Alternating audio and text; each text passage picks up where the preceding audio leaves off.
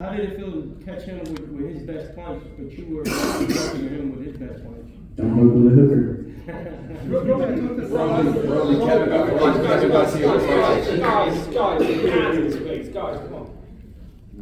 Kevin Garcia with Fight Hype. You know, after your last few fights before this one, the Barossa fight, the Pitbull fight, people started talking about you in a different way, you know, maybe putting you in a position that you were a gatekeeper or something like that. What do you think this fight means, and what kind of statement does it make for you to beat Ryan Garcia in the fashion that you did? Let me dismiss everything with Barossa. Barossa's still by far the hardest hitter I've ever been in the ring with. I got him on a 2-week notice. I was getting ready for Pollo, you know, and you get a complete opponent change. You know, Pollo's not known really as a puncher like that. And you get a dude that literally has 24 wins with 22 knockouts and comes forward. And I still adjusted little by little after a whole year layoff in a new weight division. So everyone, you guys, and then he goes on and knocks out Harry Davis. Everyone thinks that he's going to give Barossa the problem. He knocks him out in the first round because I called it. I even told O'Hara, I'm like, don't jump in. This dude can crack. And guess what? They stopped the fight a slight bit premature when he was about to get knocked out cold. Give me my credit. I fought smart. Rolly, did you feel this Coach Salas, and he told me you came in the boxing, you knocked everybody out, but he kicked you out of the gym. Why did he kick you out, and why didn't you go back? Salas is an incredible trainer. And I mean, at the time I was just studying, you know, just one of them wild people that just like, bro, I will fuck up your money, like, especially like when I'm not making, at that time I wasn't even pro yet, so I was like, one, I'm not making you money, and two, I'm fucking your money up. Rolly, did you feel disrespected all week long with Ryan Garcia talking about this rematch right in front of you? And how much did that possibly motivate you? They can have a rematch. Clearly, if they were talking about it over and over and over and over and over again, right? They already had it planned and lined up. Why am I going to get in the way of that? That has nothing to do with me. I'm a 3-division world champion now. Your first boxing now. So my second round, when you dropped him, from that point on, you just put full throttle. You kept on going at him. Did you know you was going to win that fight from that point on? I knew he wasn't going to throw no more damn punches, so I just had to keep going, you know. He was not going to take a single risk with me, you know, like a crab. In Harlem, you was training in Mendes boxing gym. How'd you feel with Mendes? Man, I want to give a huge shout out, man. They were over there, they turned the heater up on me, they watched me lose the last bit of weight and all that stuff, you know, and they treated me really nice. Hey, Rolly, Jay with Sportbox TV official.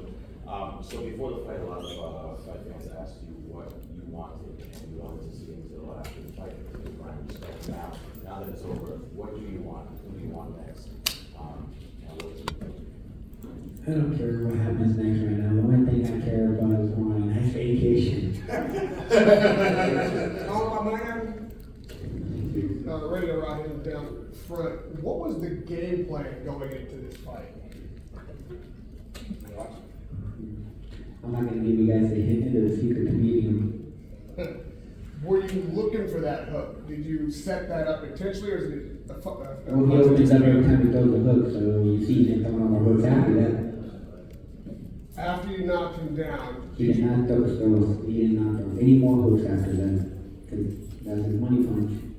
were you surprised at his lack of output? Did you think that you were going to get more fight out of Ryan Garcia tonight? Everyone that fights me has a lack of output. Every single time they throw too many punches, they get cracked.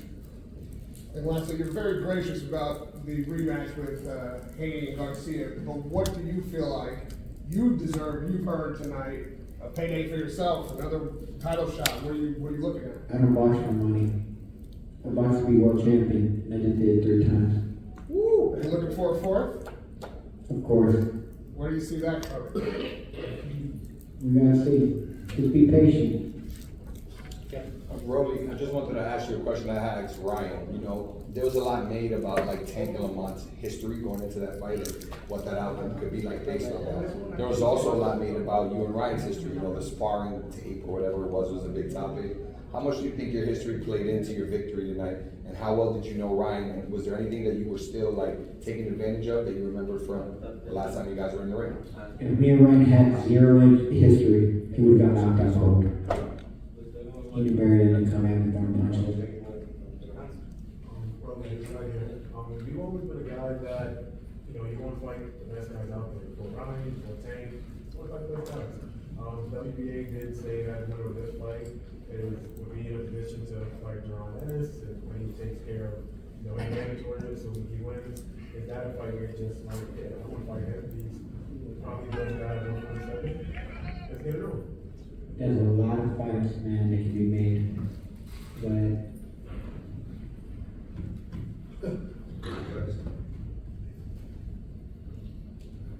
like I said, I haven't thought that far ahead. Is his name in the mix? Every champion at 147 is in the mix. There's Brian Norman. There's Boots now who has 2 belts, and I mean, I'm sure Barrios has a fight lined up already too, you know, so we shall see. Out of those 3, who do you think would give you the toughest fight? All 3 of them are tough. Every single one of them. So, like I said, we shall see. Any more questions, guys? What do you think? 7 years ago, you predicted this fight. You said, I'll fight him in the future. We're one of the biggest fights in boxing history. How did you know? Look, I'm gonna say this. I said that me and Ryan, we were both at 35, right?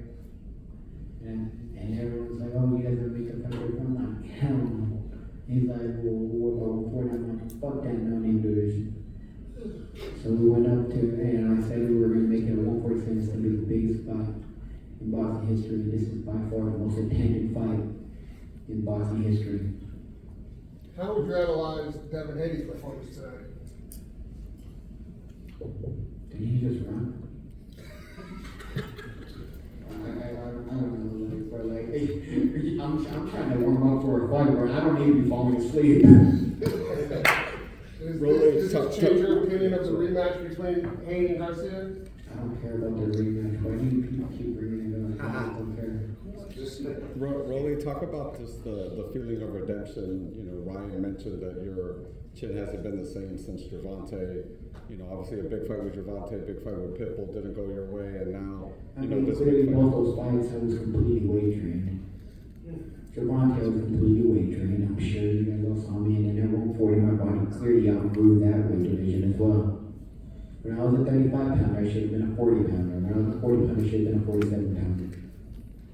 Really, JP Brandon, when the fight went to the cards, did you find yourself feeling very comfortable and confident in the outcome?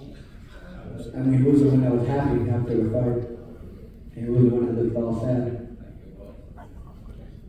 Hit first box. And honestly, though, I mean, they fucked up the damn scorecards, though. That was a shutout. Oh yeah. They really fucked up the damn scorecards. It was a shutout. Rolly, before the fight, man, you and your crew was playing cards. Is that a tradition that you guys do? Me and Abram, we were playing this Vietnamese card game. There was a bubble shop that we used to go to, right?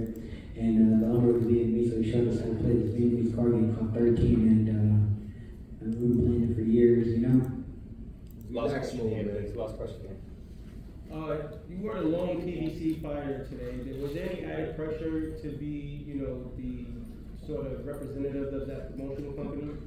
Did you feel like, you obviously represented them well, but being a lone PBC fighter today, how does that make you feel to be on that card? I mean, PBC is my family. It's not even about boxing. They're my family. And that's why I feel like I'm at home. I didn't feel no pressure, because I know they're always going to send me for anything anyways. All right. Do you have a message for Ryan tonight? Stay positive. Okay, thank you, everybody. Thank you very much.